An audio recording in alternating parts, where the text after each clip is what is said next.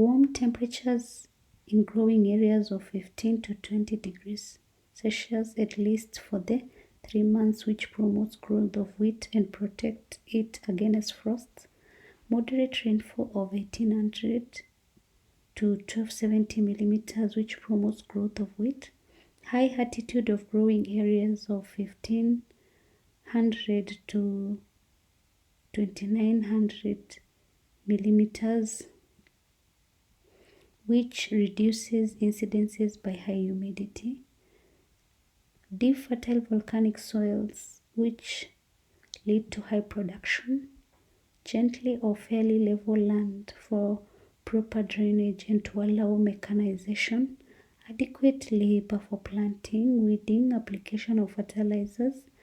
Availability of transport facilities such as lorries and tractors to transport grains from the fields to the store and then buying centers. Describe wheat farming from planting to harvesting stage. Land is prepared by plowing using tractor-driven plows. It's then hollowed several times to allow weeds and stray wheat grains to be killed in next harrowing. Manure and phosphate fertilizers are applied after the last harrow before sowing. Sowing is done using drills that are pulled by tractors or hands. Weeding is done by spraying or pulling using hands. The crop is regularly inspected for pests and diseases. Harvesting. Wheat is harvested by cutting heads using sharp knives for small-scale farms or combined harvesters for large-scale farms, which also threshes the grain. The grain is pumped into trucks or tractors which move alongside the harvesters. It's taken to farm stores where it is passed through dryers before it's packed for sale. Give 2 selling points of wheat in Kenya. National Cereal and Produce Board, wheat millers, alcohol breweries, bakeries. Compare wheat farming in Kenya and in Canada. There is mechanization in both countries.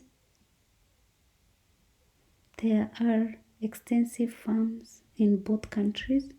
There is a dry sunny spell in both countries. Both countries experience the problem of pests and diseases. Wheat in both countries is grown in areas with gently sloping terrain. Wheat growing in both countries is affected by climatic hazards. In Kenya, wheat is grown in highlands, while in Canada it's grown in lowlands.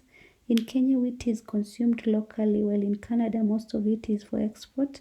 Kenya experiences wheat shortage, while Canada experiences overproduction. Canadian farmers specialize, while Kenyan farmers carry out mixed farming.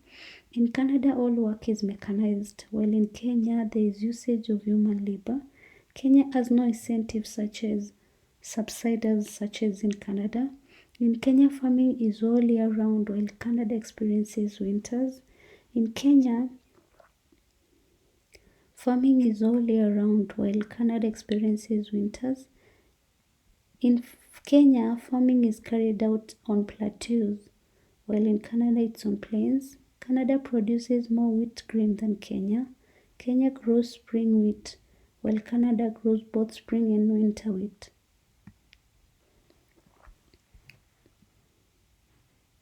Question 9a. Discuss nomadic pastoralism in Kenya under the following subheadings. The cattle breeds kept. The cattle breeds kept the pastor are mainly indigenous breeds such as Zebu and Boran. The pattern of movement. Their movement is seasonal. During the dry season, the pastoralists migrate with the livestock to the highlands where there is pasture and water. During the wet season, they move to the plains since pasture is available. Marketing of the animals. Some cattle are sold to slaughterhouses, or you can say they are sold to individuals. Some pastoralists sell their livestock through community groups. Some livestock are sold to the livestock marketing department. Some pastoralists sell their animals to Kenya Meat Commission. Give 3 reasons why nomadic pastoralists keep large herds of animal. It is a form of insurance against natural calamities such as diseases and drought. Animals are kept as a sign of wealth. Animals are kept for use to pay dowry. Animals are kept as a source of food.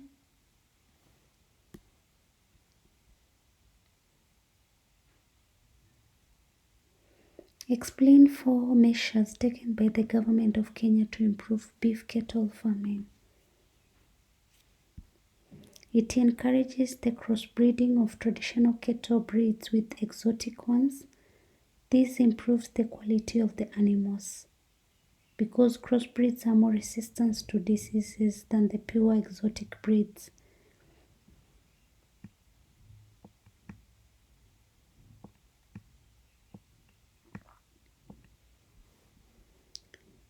It strengthens community education to teach beef cattle farmers better livestock management. It sets up demonstration ranches for farmers to learn new trends in livestock management. It has constructed roads to make services accessible to farmers or to make the transportation of animals to markets easier. It encourages the replacement of the coarse grass with nutritious pasture to improve the quality of animals. It has sunk boreholes to provide water for the animals. It has revived the Kenya Meat Commission (KMC) as a government parastatal that buys animals from the farmers for slaughter. Give 4 challenges facing nomadic pastoralism in Kenya.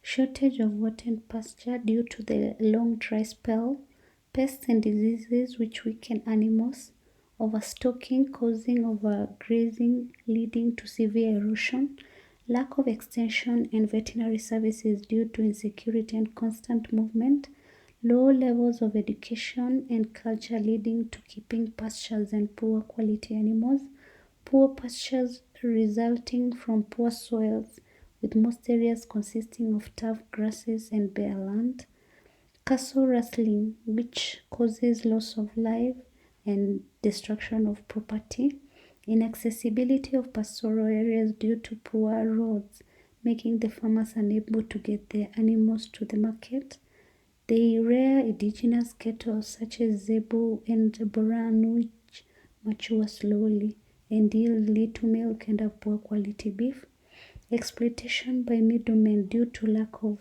market information, small local market due to sparse population, competition from national parks leading to conflicts.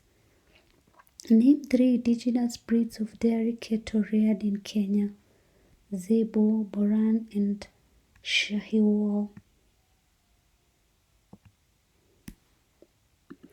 Differentiate between land reclamation and land rehabilitation.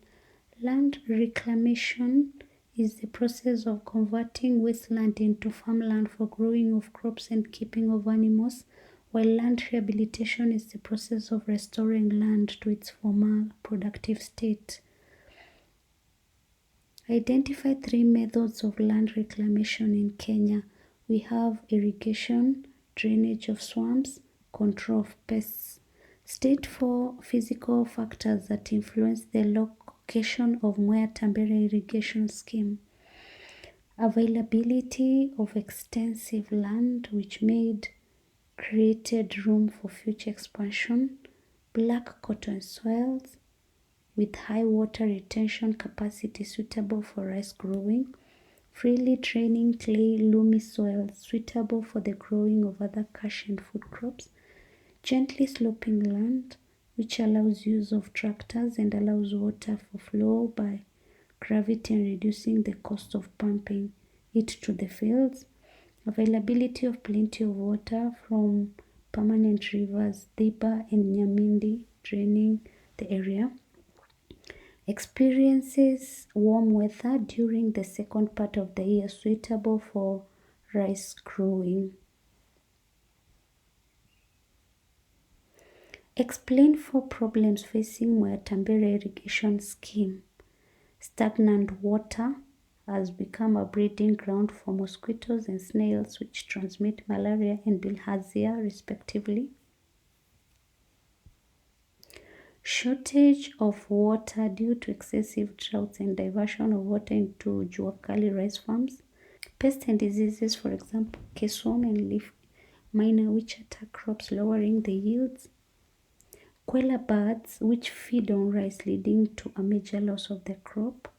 Inadequate capital on the part of the farmers since the cooperatives collapse, making them unable to acquire inputs and forcing them to lease out all or part of their farms.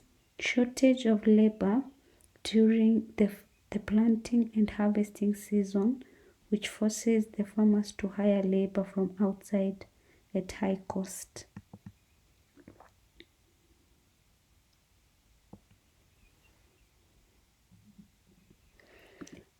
Question C1. Outline stages that were involved in reclamation of land from the sea in Netherlands. Dikes were constructed to protect the land from getting flooded during high tide. Ring canals were constructed to carry water from the area to be reclaimed into the sea. Pumps were installed to pump out water from the area enclosed by dikes. Reeds were sowed to use up excess water. Drainage pipes were laid in ditches to drain water from the water table. The soil was treated with chemicals to lower salinity. Drained land was flushed with fresh water to remove salt from the soil. State 3 benefits of the irrigation farming in Kenya. Resettlement of landless people, for example in Maya. It has made barren land reproductive, enables farmers to earn an income when they sell farm produce, provision of employment opportunities which has alleviated poverty and improved the standard of living, creation of settlement for landless, earning of foreign exchange by country after exportation, chilies, flowers, peas and fruits, promoted industrial development through providing raw materials, for example, rice mills, pineapple processing, sugarcane factories, has assisted in the control of environmental hazards such as droughts and floods, has enhanced food security in the country by encouraging growing of food crops such as maize, beans, and rice. Did you understand? Kindly let me know in the comment section below. Also, let me know what video you can look at tomorrow. Thanks a lot for subscribing and listening to me. God bless you.